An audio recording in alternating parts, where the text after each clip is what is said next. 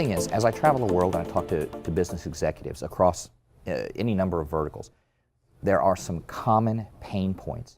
And we have designed security orchestration and response automation, or SOAR, in order to solve as broad a spectrum of those pain points as we can. And we do that through force multiplication. And what that means basically is we take whatever processes or personnel or methodologies that you're currently utilizing within your infrastructure, and we improve their performance. We're not saying you need to go out and hire additional personnel or you need to buy a bunch of additional software or hardware. What we're saying is we'll take what you give us and we'll make it better through security orchestration and automated response. I want to talk about how we can take what we have. I know a lot of times vendors will come in and they'll say, you know what, we've taken a look at what you have in your incident response infrastructure, but I have the magic bullet for you that you can get rid of everything that you've done, that you've worked hard for all those years, your methodologies, your practices, and you can just put those off to the side because we have the magic bullet for you. I'm not going to give that to you. What I am going to do is show you how you can take what you have now and improve its performance. And we do that through force multiplication. And basically what that is when I was in the military, if we have one soldier against another soldier, it's one-on-one. But if I have one soldier with a hand grenade, now that's a force multiplier. This gives me the same power as multiple soldiers. And that's what I'm going to show you how to do in the fight against cybercrime. Force multiplication through automation and orchestration. I'm going to show you how you can take a platform, specifically Inkman, and deploy that within your network security infrastructure and leverage that immediately to provide value. Some of the things that I talk to cybersecurity executives across the world, and these are the things that resonated across all the verticals. I don't care if you're in banking, finance, medical. It resonates across every vertical. That is, how can they make SIEM and threat intelligence actionable? Take those alerts that are coming in, and I only have a few analysts that are working it. How do we handle all of that information flood that's coming in? Because it's not going to be less. Over 250 million this month. It's only going to go up. So we need to make sure that we address that. How can I prioritize my response to security incidents that are coming in volume and scale it across the entire infrastructure? Take a look at Target. You remember Target? They had everything in place to successfully detect and react to the individuals who were stealing data from their point of sale. But they couldn't. They couldn't effectively prioritize those alerts from all of that data that was flowing into their centers. You have to be able to prioritize. It's a very important part. And finally, how can I rapidly respond to security incidents with limited human resources and contain that damage and limit legal liability? Now, those are three important aspects that across all the verticals, you're going to see that. What I want to illustrate is these are problems across all the verticals. But is there a problem that we're not addressing?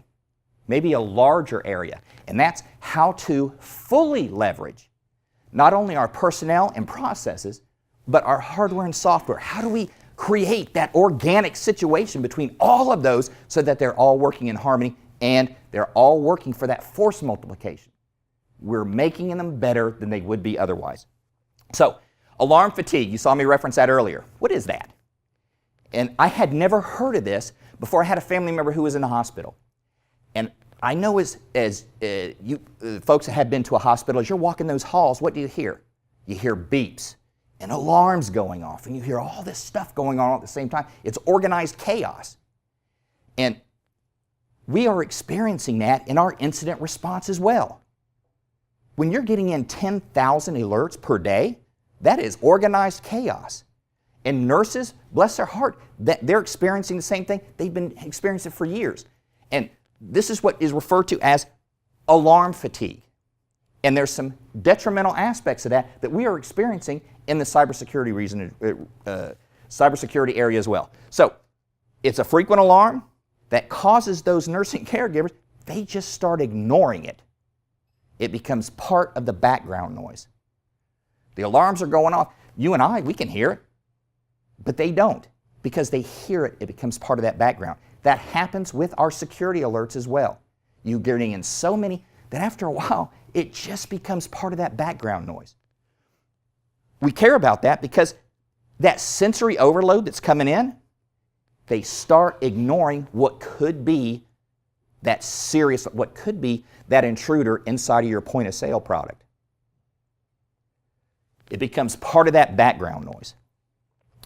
It contributes to alarms that are otherwise legitimate being categorized as nuisance when they're really not. They need to be taken a look at. So prioritization, huge issue.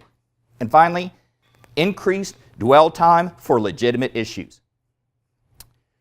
We are still measuring dwell time in the hundreds of days. That is incredible to me. 2018 is the 30th anniversary of the Morris worm. And I know you younger folks in here are going, Morris, what? But those of us that have been around for a while, we remember that Morris worm. That was the first incident where they automated the propagation of malware 30 years ago. And we still have critical infrastructure who are not automating the response to that automation. The answer's out there. Let's take a look. So, alarm fatigue. How does that affect our SOC?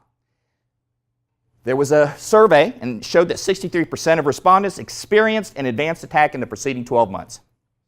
There's no surprise there. We see those statistics every single month that come in. 37% said they received over 10,000 alerts per month. How many people would you have to hire to handle 10,000 alerts per month effectively? Not that it starts getting disregarded. It starts becoming part of the background noise where you are missing critical parts of an incident response. 70% said the number of alerts had increased or stayed the same year over year. And on average, the attacks went undetected. The dwell time for that, 170 days, and required an additional 39 days to contain and 43 days to remediate. So let's talk about how we can reinforce the front line. We need to ensure incident response protocols and procedures are immediately available. If there is an action plan, let's call it a knowledge base. This can include your internal processes and procedures. This can include the appropriate government regulations for that particular type of incident. That needs to be there and available immediately to your analyst. They can be incorporated into your incident response process. That's one of the beauties of a security orchestration automated response platform. All those knowledge base articles are right there and can be automatically added to the incident type. So when they sit down, when they realize, look, we've had an incident here, there's a ransomware communication. Well, all of the important articles and information associated with a ransomware communication are already part of that incident and available to be accessed. I don't have to go on Google and do it. I don't have to go to a repository on a shared drive. It's right there inside of the platform. So I'm staying right inside there. Again, cutting down time. Ensure as much preliminary data is available to the responder as possible. Let them concentrate on investigating and resolving. Rather than take your skilled experts and having them pull A records so they can see where this server is or doing a geolocation of an IP, let's have all that information available to them. At the most basic level, they have all that data ready when they sit down at the console to look at that incident. It's already there for them. So they can review all that information and make educated decisions as they move through the different stages of the incident response life cycle. And this isn't something I'm saying you should do. This is something you can do now, today. It's available to you. Incorporate guidelines such as internal policies or regulatory requirements into your IR process. We do it in the two forms. We have playbooks, which is like a step-by-step process towards resolving a situation. And think about something. There's a lot of experience in this room. Think about the playbook that you would use to successfully resolve an incident. Now, if I take that playbook and I hand it to somebody else and I say, follow these procedures to be successful, it's based upon your decades of experience. You don't even have to be there, but you have made your expertise available to everyone else in the organization. That is force multiplication. I have put together the step-by-step checklist to successfully resolve this incident and made it available to all my responders. They can all sit down and use it. True force multiplication. And finally, regularly review incident correlation data and adjust as needed. Now, how do we achieve that force multiplication as we're talking about automation and orchestration? Well, we talked about the dual mode orchestration. The playbooks I touched on, step by step, boom, boom, boom. This is what you need to be successful. Sit down, follow it, go forth and prosper. But we also have run books. Every organization falls into three categories. You're either crawling, walking, or running when it comes to your incident response. So if you are at the crawling stage, you're using Excel spreadsheets or maybe a ticketing system to track your incidents.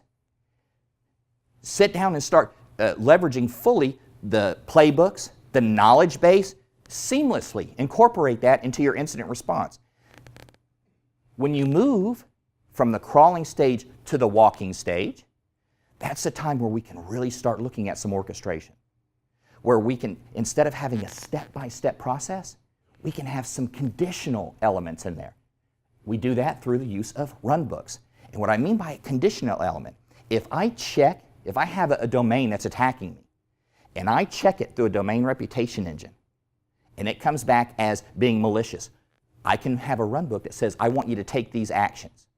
Now, it's taken those actions because I told it, this is the actions I want you to do. If the domain is malicious, I want you to do this. Else, do something different. That's conditional response, and you don't have to be there. We looked at some ways that we can leverage different communication methods. Human-to-human actions, sending an email, sending an IM, doing an SMS message. We can also automate and orchestrate human-to-machine actions. I see that I need to block this IP that's attacking me, so from my platform that I'm working this incident response, security orchestration automated response platform, I can reach out to my firewall and say, go ahead and block this IP. Or I can go to my endpoint and say, look, there's a malicious file that somebody has downloaded that's propagating. I want you to block this file by hash value across my entire endpoint. I have taken less than 10 clicks and protected every endpoint inside the infrastructure from a centralized platform. And again, we keep track of everything that goes on in there, right? Because attribution is just as important as everything else. When it comes time to answer those tough questions after you've done it, you have all the information available there on the steps that were taken and when they were taken. Event correlation. Being able to take events from different or disparate areas of knowledge, and this could be previous incidents that you've worked, this could be bits of threat intelligence that have come in, and putting all that together and correlating it visually. Associational link analysis, critical as you are making that migration from the threat gatherers, from the data gatherers to the threat hunters. I'm reducing that dwell time because I'm going to start out, I'm going to correlate these incidents, I'm going to pull information down from my threat intelligence platform, and I'm going to take a look at exactly what is the genesis of that incident so that we can crush it at the beginning. You need a machine learning engine. We leverage machine learning. We are not a machine learning company. But what we do is we look at the steps that you previously took to be successful as you were doing your incident response, and we offer those to you at the beginning of the incident. For example, if during a ransomware attack, I consistently geolocate the IP address of who's attacking me, well, the next ransomware incident that comes in, we're going to say, hey, you consistently do this action. Do you want to do it right now?